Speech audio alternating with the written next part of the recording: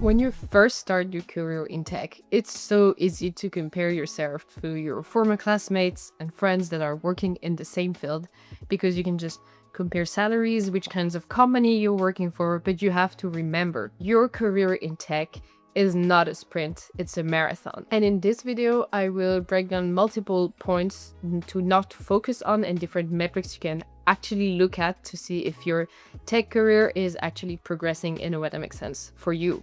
and over long term. The first thing, and probably the most obvious, is that your salary isn't everything. Obviously, it's the thing you need to pay your rent, pay your groceries, just like live your life. But generally in tech, if you do have a salary, it's enough to live off of. And a higher salary isn't always better. For instance, if you just look at the number for like your gross salary for a year, it doesn't actually mean that you make more money if it's a higher number. Because for instance, some jobs are super demanding and require you to stay very long hours at work, have very few vacation days, and have overall less perks in terms of having a nice life-work balance. And so if you actually break it down by the number of hours that you do per week and the salary that you get for a week, it might not be actually that high. And I think that's something really important to look at after a few months of like starting a new job, to look at your salary maybe per month and then have a rough idea of how many hours you spent at work, working in what also level of stress you're working, and then divide that monthly salary by that level of number of hours and of stress and get a better idea of what actually your hours are worth. And that way you get an hourly rate that might actually change a bit how you view your salary. Another thing is that at the start of your career, especially, it's very important to not pay too much attention at the salary, because what matters more in those first years of building sort of like a work portfolio is, are you actually learning things? Because if you start off at a high salary, but a job that is not going to teach you much, doesn't give you many responsibilities, then you won't have actual leverage to use later on to make bigger jumps in your salaries. And sometimes it's worth it to make a bit less for 2 years, but have more responsibilities, be on more like interesting and relevant projects in the job market. And then that means your next job, you have a lot of leverage to have a huge bump in salary. One last thing is, which company are you actually working for? And what I mean by that is that, again, specifically at the start of your career, a company name on your CV might be something worth a lot down the line. For instance, obviously we all think of the big companies, like a position at Google makes like any CV stand out. But luckily they also, pay very well. But some other things that I'm thinking of is, for instance, consulting. Some big firms, if it's a field that you want to stay in or something that you're currently interested, it might pay off to really focus on like the big consulting firms that are very interesting to have on your CV and help you stand out down the line. Even though in general, they sometimes pay a bit less than like a startup, but some startups also might fail in the next 5 years. And so the name on your CV down the line will mean nothing to most people. So sometimes it's also important to have those big names on your CV that kind of make you more serious candidates, because they have a better idea, any recruiter, any person in the tech industry, what this company name means in terms of what you're actually able to do without needing to show too much proof.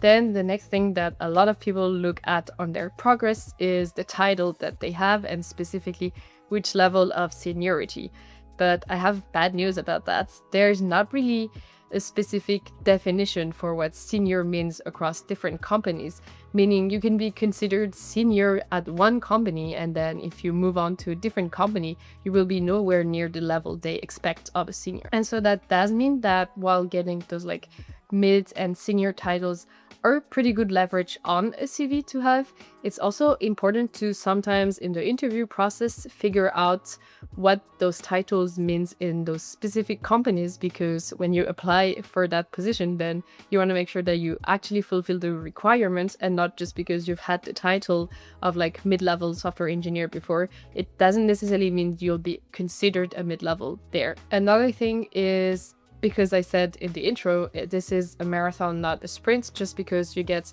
senior level in the first like 4 years of your career, but maybe you picked the wrong specialty and then you end up changing down the line which field you want to go into, then you'll go back down on the like seniority title list. And that's completely fine. That's why sometimes it's okay to take a few years and try out different types of software engineer positions and see always as a junior what they are like, and then make the decision to focus on one specialty or even to change that specialty later. And that's why the title is not everything, because in the end you might be a better, well-rounded engineer because you've tried a bit of like different specialties, and even though you're not yet a senior in any of them, that gives you more complementary skills. And one last thing on the seniority is that, in my opinion, in tech there are two different kinds of seniority level. And the first kind is obviously the technical seniority. How much of an expert are you on specific technologies, specific tools, and specific areas of software engineering?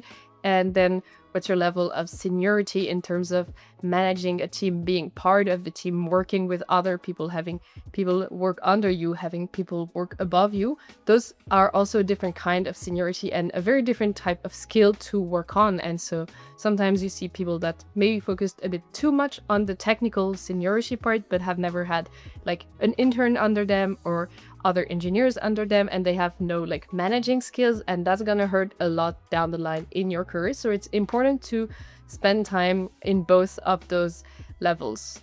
of seniority and work on your skills on both sides of that seniority scales. And this is what I refer to as the horizontal ladder versus the vertical ladder. The vertical ladder is typically the like typical ranks that exist in a company. So what I would attribute a bit more as like the classic going from junior to manager position. And it's obviously a very important one to work on, but some people also miss out on the horizontal ladder, which means exploring different fields of software engineering, because it's such honestly various domains that are within this one job, and kind of moving on that ladder as well and figuring out different fields, how they work, and then how they work together can also be a very interesting angle to look at your career. And I think an essential skills to have is the ability to visualize where you're placed on both of those ladders, and to keep your career interesting on the long term, to kind of move both of those points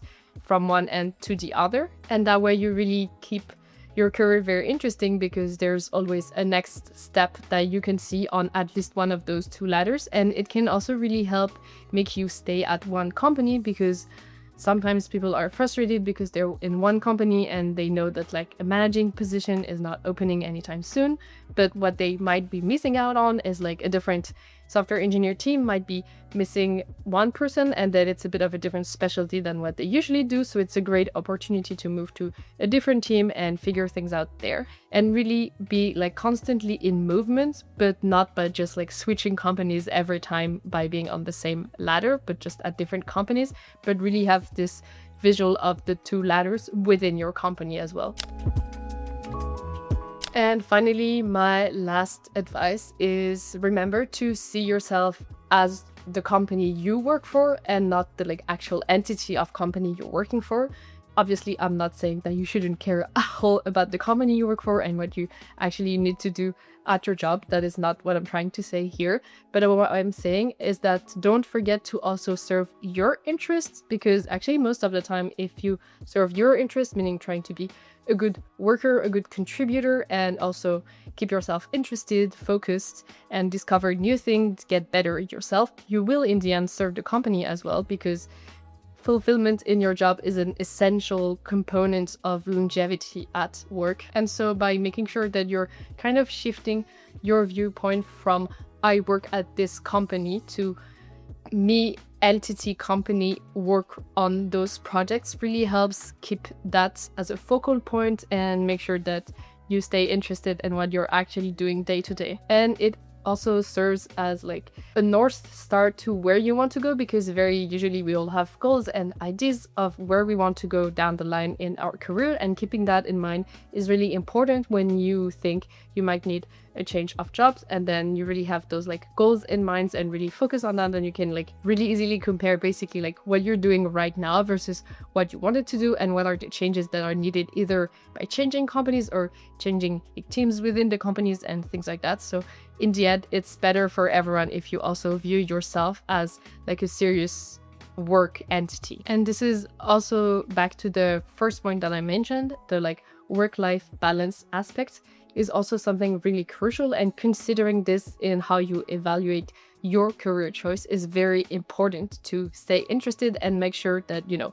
your career is serving you and not the other way around, to make sure you're not going to have like a burnout after 3 years where you gave it everything and then you feel like you have to start again from scratch, but really like a slow and steady progress kind of way. And also that helps kind of decenter work from your life. Again, not saying that work is not important at all, but I think we all have other ambitions than just work. We all have hobbies, friends, family, things that we want to achieve in life, and that's important that your career is never gonna like overshadow everything else, and that you still make time for like side projects that you want to work on just hobbies, sports, and people that you care about. Those are also very important in the long run for your career as well, because they are codependent, and that's very easy at the start to feel like you should put like all in into your career. And while that might work for some people, I think for most people it's a great way to just rush into burnout, and then that's always something that once you've like had one burnout, it's really easy to fall back into that circle, because that's like a rewiring of your brain in some way. And so it's really important to like in the first 5 years of your career make sure you're not heading that way. So I hope you listened to all of my advice. If you have similar or complementary advice, please feel free to drop them in the comments, and I will see you in the next video.